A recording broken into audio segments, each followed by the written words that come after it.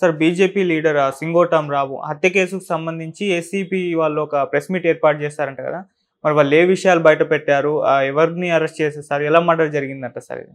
మనం ఆల్రెడీ చెప్పుకున్నాము. సింగోటం రాము alias Ramana alias Ramanna, అతను గోల్డెన్ మ్యాన్గా కూడా పేరు. ఎందుకంటే ఒంటి మీద ఒక 1/2 కేజీ బంగారు ఆభరణాలు వేసుకుని తిరుగుతూ ఉంటాడు. అలా కూడా అతను పాపులర్ అయ్యాడు. అతన్ని అతి దారుణంగా గొంతు కోసి చంపేశారు, ప్లస్ మర్మాంగాల్ని కూడా కోసేశారు. సో ఇది ఒక పెద్ద సంచలన హత్యగా ఈ మధ్య హైదరాబాద్లో నిలిచింది. సో దీనికి సంబంధించి కొన్ని క్లారిఫికేషన్స్, కొన్ని సందేహాలు ఉన్నాయి. దాన్ని నిన్న Jubilee hills police station ACP Hariprasad ఆయన ప్రెస్ మీట్ పెట్టి డీటెయిల్గా చెప్పారు. ఇప్పటి వరకు ఈ కేసులో బయటకు వచ్చిన నిజాలు ఏంటి, అతన్ని ఎందుకు అంత దారుణంగా చంపారు, అతని మర్మాంగాల్ని కోయాల్సిన అవసరం ఏర్పడింది ఎందుకు, తర్వాత ఆ హత్యలో 2 మహిళలు పాత్ర ఉందని చెప్తున్నారు. ఆ మహిళలు ఎవరు, అతనికి ఆ మహిళలకు ఉన్న సంబంధం ఏంటి, ఆ మహిళలు ఎందుకు కక్ష కట్టారు ఇతని మీద, ఈ విషయాలు వాళ్ళు బయట పెట్టారు. అవి మనం మాట్లాడుకుందాం. సో మామూలుగా రాము అనే అతను బేసిక్గా కొల్లాపూర్ నియోజకవర్గం, అక్కడ సింగోటం అనే ఒక గ్రామం ఉంది. అతను బేసిక్గా డ్రైవర్గా పనిచేసేవాడు. దాని తర్వాత అతను రియల్ ఎస్టేట్ రంగంలోకి వచ్చి హైదరాబాద్ చుట్టుపక్కల కూడా దిగాడు. దాంతో కొంత డబ్బులు సంపాదించాడు. అతనికి ఏంటంటే కొంత క్యాసినోలు ఇవన్నీ పిచ్చుంది. అలాగా జువా అనే ఒక క్యాసినో బేస్డ్ గేమ్ ఉంది, అది ఆడుతుండేవాడు. అలా ఆడుతున్న క్రమంలో అతనికి మణికంఠ అని జీడిమెట్లకు సంబంధించిన రామిరెడ్డి నగర్లో ఉంటాడు, అతను పరిచయం అయ్యాడు. సో ఆ మణికంఠ ఇద్దరు కలిసి కూడా కొంత రియల్ ఎస్టేట్ కూడా చేసేవాళ్ళు. అలాగే ఈ జువా గేమ్లో వాళ్ళిద్దరు కలిసి ఆడుతుండేవాళ్ళు. ఆడుతున్నప్పుడు వాళ్ళిద్దరి మధ్య ఎక్కువ సార్లు ఈ రామునే గెలిచేవాడు. గెలిచినప్పుడు అతన్ని ఎగతాళి చేయడం, అతన్ని గురించి తప్పుగా మాట్లాడడం ఇవన్నీ చేసేవాడు. దాంతో అతను కోపం పెంచుకున్నాడు. అలాగా వాళ్ళిద్దరి మధ్య ఒకసారి గొడవ అయినప్పుడు రాము అతని ముఖం మీద బాగా గుద్దేశాడని చెప్తున్నారు. చివరికి అతను ప్లాస్టిక్ సర్జరీ కూడా చేసుకోవాల్సిన పరిస్థితి. సో ఇదంతా కక్ష పెట్టుకున్నాడు ఎవరు, మణికంఠ సమయం కోసం వెయిట్ చేస్తున్నాడు. ఇదే క్రమంలో ఇంకొక వైపు ప్యారలల్ స్టోరీ తీసుకున్నప్పుడు ఈ రాము మణికంఠ ఇద్దరు కూడా రహమత్ నగర్లో, ఇసబ్గూడ దగ్గర రహమత్ నగర్లో లక్ష్మీ నరసింహనగర్ అని ఉంటుంది. అక్కడ ఒక కాల్ గర్ల్ ఉంటుంది లేడీ, ఆమె దగ్గరికి వీళ్ళు వెళ్ళేవాళ్ళు. నజీమా వాళ్ళ కూతురు హిమాంబి, ఇద్దరు పేర్లు చెప్తున్నారు. సో వీళ్ళ దగ్గరికి వీళ్ళు వెళ్ళేవాళ్ళు. అయితే ఇతను కూతురుతో కూడా, ఆమె టీనేజ్ కూతురుతో కూడా ఇతను ట్రై చేయడం, ఆ అమ్మాయిని అబ్యూజ్ చేయడం అవన్నీ చేస్తున్నప్పుడు తల్లి సహించలేకపోయింది.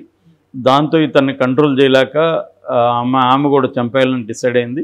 సో ఆ క్రమంలో ఆమెకి రాముకి మధ్య గొడవలు చూసిన ఇతను మణికంఠ ఆమెను ఉపయోగించుకుందామని డిసైడ్ అయ్యాడు.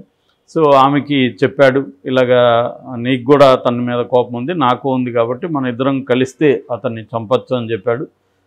ఆమె వాళ్ళ కూతురు ఇద్దరు, హిమాంబి ఈ నజీమా ఇద్దరు కూడా చేతులు కలిపారని చెప్తున్నారు. సో ఈ క్రమంలో ఇతను ఒక్కడి వల్లే కాదని చెప్పి ఇతను ఏం చేశాడంటే, ఆల్రెడీ బోరబండకు చెందిన ప్రొఫెషనల్ కిల్లర్ అతను. అనేక సార్లు అతను హత్యల్లో పాల్గొన్నాడు, జైలుకి వెళ్ళాడు. అతన్ని పట్టుకున్నారు, కైసర్ అతని పేరు. సో ఆ కైసర్ని పట్టుకొని ఇవన్నీ చెప్పారు, డబ్బులు మాట్లాడుకున్నారు. కైసర్కి ఇటువంటి అనుభవాలు ఉన్నాయి. కైసర్ ఏం సలహా ఇచ్చాడంటే, మనం చంపిన తర్వాత కూడా ఎలాగనేది ముందే ప్లాన్ చేసుకోవాలి, జైలుకి సంబంధించి లాయర్లకు సంబంధించి అన్నీ, ఎట్లాగో పోలీసులు మనల్ని పట్టుకుంటారు, అందువల్ల మనమే సరెండర్ అయితే పోలీసులకి కోపం తక్కువ ఉంటుంది. పోలీసులను ఇబ్బంది పెట్టి వాళ్ళని ఊరూరా తిప్పామంటే వాళ్ళకి ఆ కోపం ఉంటుంది. అందుకని మనమే సరెండర్ అయిపోయినాం అనుకో, వాళ్ళకి మీడియా కూడా వాళ్ళ మీద ప్రెజర్ ఉండదు, పోలీసులకు కూడా మన మీద అంత కోపం ఉండదు, సింపుల్గా అయిపోతుంది. దాని తర్వాత మనం డబ్బులు దానికి కూడా ఖర్చు పెట్టడానికి ఇవన్నీ పెట్టుకోవాలి అనేది ఈ కైసర్ చెప్పించాడు అనమాట. ఎందుకంటే అతనికి విశేషమైన అనుభవం ఉంది, పోలీస్ స్టేషన్తో, జైలుతో, కోర్టులతో ఇవన్నీ మంచి అనుభవాలు ఉన్నాయి. కాబట్టి తనకి మణికంఠకి ఫీడ్ ఇచ్చాడు. సో మణికంఠ దానికి సంబంధించిన డబ్బులన్నీ కూడా రెడీ చేసుకున్నాడు. సో చేసుకున్నాక వీళ్ళు ఏం చేశారంటే, ఈ హిమాంబి ఈ నజీమాకి చెప్పారు, ఇలాగా నువ్వు అతన్ని మంచిగా పిలిపించు, నా కూతురు కూడా రెడీగా ఉందని పిలిపించు, అతను వస్తాడు, వచ్చినప్పుడు మనం ప్లాన్ చేద్దామని ప్లాన్ చేశారు. ఆమె ఫోన్ చేసి అతన్ని పిలిపించింది. రాముకు కూడా కూతురు మీద ఇంట్రెస్ట్ ఉంది కాబట్టి ఇతను వెళ్ళాడు. వెళ్ళినప్పుడు వాళ్ళు ఆల్రెడీ అక్కడ ఉన్నారు, వాళ్ళు అటాక్ చేశారు. మొత్తం 10 మంది అని చెప్తున్నారు. సో 10 మంది కలిసి అటాక్ చేసి కత్తులతో దాదాపు 50 సార్లు కత్తులతో పొడిచారు, గొంతు కోసారు. దాని తర్వాత ఈమెకి కోపం ఉంది కాబట్టి ఈమె కోసం అవయాలను కూడా కోసారని చెప్తున్నారు. ఎవరిగా మదర్కి, కూతురుని మీద కన్నేశాడు కాబట్టి చాలామంది తమ సెక్సువల్ హరాస్మెంట్ చేస్తున్నప్పుడు మర్మాంగాలను కోయడం అనేది ఒక కామన్ ఎలిమెంట్ అనమాట. చాలాసార్లు అది చేస్తారు. సో అలాగా ఇతను మణికంఠ వాళ్ళ లేడీస్ దగ్గరే చేయించాడు ఈ పని అని కూడా చెప్తున్నారు. సో ఏదేమైనా రాము స్వయంకృతాపరాధం కూడా కనబడుతుంది ఇక్కడ.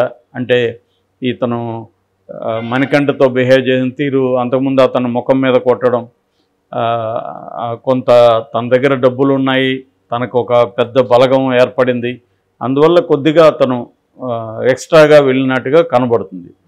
ఇటు వీళ్ళతో కూడా లేడీస్ విషయంలో ఆమె కాలుగలే కావచ్చు, కానీ వాళ్ళకి కొన్ని ఇబ్బందులు, కొన్ని మోరల్స్ వాళ్ళకి కూడా ఉంటాయి. కాలుగాలు కాబట్టి నీ కూతుర్ని కూడా నాతో ఉండంటే ఎట్లా కుదురుతుంది? ఆమె కాలుగాలుగా ఉండొచ్చు, ఆమె కూతుర్ని వద్దనుకోవచ్చు. కాబట్టి అవన్నీ అర్థం చేసుకోకుండా ఇతను డబ్బు కొత్తగా వచ్చిన డబ్బు వల్ల వచ్చిన మతం అంటారు దాన్ని తెలుగులో, అటువంటి ఒక ఇది ఇతనిలో కలిగినట్టుగా మనకి అర్థమవుతుంది వీళ్ళు పోలీసులు చెప్పిన దాన్ని బట్టి. దాంతో ఇతను కూడా ఆమె పట్ల రూడ్గా టీనేజ్ అమ్మాయితో బిహేవ్ చేయడం అదంతా, దాంతో వాళ్ళకి ఏమైందంటే ఇతన్ని చంపేయాలని అనుకున్నారు. చాలామంది మనం చూసినప్పుడు ఇలాంటి ఇష్యూస్ కాన్ఫ్లిక్ట్ వచ్చినప్పుడు వాళ్ళు వేరే ఆప్షన్స్ ఏమున్నాయని ఎక్స్ప్లోర్ చేయరు. పోలీస్ స్టేషన్కి వెళ్ళడము, కంప్లైంట్లు వేయడము అవన్నీ పనిచేయవని వాళ్ళు అనుకుంటారు. అందుకని దానికంటే కూడా సింపుల్గా లేపేసి కొంత డబ్బులు ఖర్చు అవుతుంది అంతే కదా, మళ్ళీ ఏమవుతుంది అనేది ఎక్కువ మంది ఆలోచిస్తారు ఇలాంటి వాళ్ళు. సో ఇక్కడ మామూలుగా అయితే రాము లాంటి వాళ్ళు ఇట్లాంటి వాటికి బలి అవుతుంటారు. వాళ్ళ బిహేవియర్ కొత్తగా డబ్బు వచ్చినప్పుడు చాలామంది ఏంటంటే ఆ సక్సెస్ని ఎలా డీల్ చేయాలి అనేది ఎక్కువ మందికి తెలియదు. ఫెయిల్యూర్ని డీల్ చేయగలిగిన వాళ్ళు చాలామంది ఉంటారు, కానీ సక్సెస్ని డీల్ చేయడం అనేది వెరీ డిఫికల్ట్ థింగ్ ఫెయిల్యూర్ కంటే కూడా. ఎందుకంటే ఫెయిల్యూర్ నువ్వు ఒకటే డీల్ చేయాలి, సక్సెస్ అంటే నీ అనేక మంది వచ్చేస్తారు, నీ కంట్రోల్లో నువ్వు ఉండవు, ఎవడు ఎలాగ నిన్ను ఇన్ఫ్లుయెన్స్ చేస్తాడో తెలియదు. సో అవన్నీ డీల్ చేయడం చాలా ఇబ్బంది. చాలామంది అక్కడే ఫెయిల్ అవుతూ ఉంటారు. ఇతనిలో కూడా అదే కనబడుతుంది. ఇతను మామూలుగా సింగవటం, ఆ ఫ్యామిలీ, వాళ్ళ భార్య, వాళ్ళ మదరు, వాళ్ళందరూ మాట్లాడింది చూస్తే వాళ్ళు ఇప్పటికీ బాగా రూరల్ బ్యాక్గ్రౌండ్లో ఉన్నారు. కానీ ఇతను ఏంటంటే ఇతనికి ఒక సక్సెస్ కాంక్ష, పాపులర్ అవ్వాలని కాంక్ష ఇవన్నీ కనబడుతుంది. అట్లాగే రాజకీయమైన ఒక ఇవి కూడా మోటివేషన్స్ ఉన్నాయి. అందుకని ఇంతకుముందు కాంగ్రెస్లో ఉన్నాడు, ఈ మధ్య బీజేపీలో చేరాడు అంటున్నారు. కొల్లాపూర్ నుంచి ఎంపీగా కూడా ఇతను ట్రై చేస్తున్నాడు అని చెప్తున్నారు. అంటే రాజకీయ ఆకాంక్షలు కూడా అతనికి బలంగా ఉన్నాయి. సో పాపులర్ అవ్వాలనే కోరిక బలంగా ఉంది. ఈ కాంటెక్స్ట్లో కొత్తగా డబ్బులు వచ్చిన దీని నుంచి అతను బ్యాలెన్స్ కోల్పోయినట్టుగా కనబడుతుంది.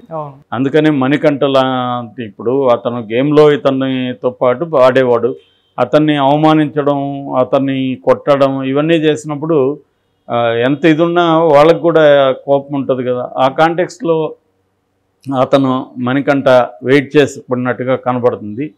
సో ఇది ఇద్దరు కలిశారు, ఇద్దరు బాధితులు కలిశారు. ఇతని వల్ల ఇద్దరు బాధితులు, ఇటు మణికంఠ బాధితుడు, ఇతను నజీమా బాధితురాలు. సో వీళ్ళిద్దరూ కలిసి ఒక ప్రొఫెషనల్ని తీసుకున్నారు.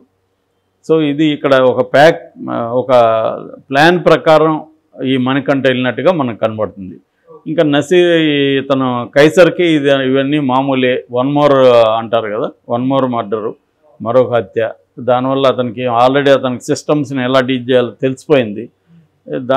దీంట్లో ఏమి శిక్షలు పడే ఇది ఏమి లేదు. ఎందుకు లేదంటే పోలీసులు 100% చేస్తారని నమ్మలేము.